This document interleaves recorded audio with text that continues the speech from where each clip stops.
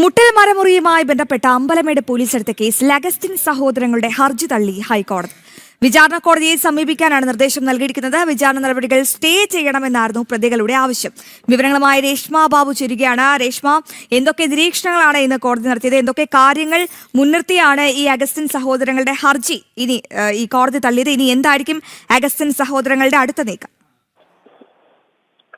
Aswathy, Chottanikkara magistrate കോടതിയിലെ വിചാരണ നടപടികൾ സ്റ്റേ ചെയ്യണമെന്ന ആവശ്യം മുൻനിർത്തിക്കൊണ്ടായിരുന്നു റോജി അഗസ്റ്റിനും ആൻഡ് അഗസ്റ്റിനും ഉൾപ്പെടുന്ന 3 പേർ ഹൈക്കോടതിയിലെ ഹർജി നൽകിയത്. ഈ ഹർജി ഇന്ന് ജസ്റ്റിസ് CS സുരേഷിന്റെ ബെഞ്ചിന് മുന്നിൽ വരികയും വാദം നടക്കുകയും ചെയ്തിരുന്നു.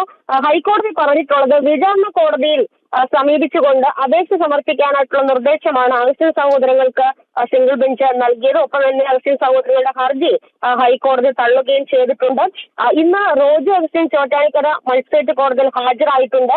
ഇന്ന് ഹാജരാകണമെന്നുള്ള നിർദ്ദേശം ഹൈക്കോടതി കഴിഞ്ഞ ആഴ്ച തന്നെ അഗസ്റ്റിൻ സഹോദരങ്ങൾക്ക് നൽകിയതുമാണ്.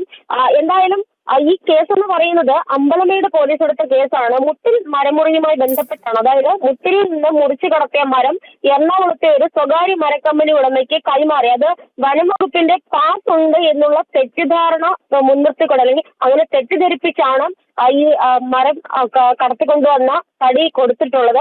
അതിൽ ഈ മരക്കമ്പനി ഉടമയായിട്ടുള്ള അലിയാർ നൽകിയിട്ടുള്ള പരാതിയിലാണ് അമ്പലമേട് പോലീസ് വിശ്വാസവഞ്ചന കാണിച്ചെന്നുള്ളതിന്റെ പേരിൽ കേസ് എടുത്തിട്ടുള്ളത്. എന്തായാലും 2021 അഗസ്റ്റിൻ സഹോദരങ്ങൾക്കെതിരെ അമ്പലമേട് പോലീസ് വഞ്ചനാ കുറ്റം ആരോപിച്ചുകൊണ്ട്, അല്ലെങ്കിൽ വഞ്ചനാ കുറ്റം ചുമത്തിക്കൊണ്ട് കേസെടുത്തത്. ഇന്ന് ഈ ചോറ്റാനിക്കര മജിസ്ട്രേറ്റ് കോടതിയിൽ നടക്കേണ്ട ഒരു നടപടിക്രമം എന്ന് പറയുന്നത് കുറ്റം ചുമത്തുന്നത് ഉൾപ്പെടെയുള്ള കാര്യങ്ങളാണ്. പക്ഷേ അതിനിടയിലാണ് ഹൈക്കോടതിയെ സമീപിച്ചുകൊണ്ടുള്ള ഒരു നീക്കത്തിലേക്ക് അഗസ്റ്റിൻ സഹോദരങ്ങൾ കടന്നു. അതിലിപ്പോൾ ഹൈക്കോടതിയിൽ നിന്ന് വലിയൊരു തിരിച്ചടി നേരിട്ടിരിക്കുകയാണ്. ഇനി വിചാരണ കോടതിയെ സമീപിച്ച് ഒരു അപേക്ഷ നൽകുക മാത്രമാണ് ഇവർക്ക് മുന്നിലുള്ള ഒരു നിയമവഴി.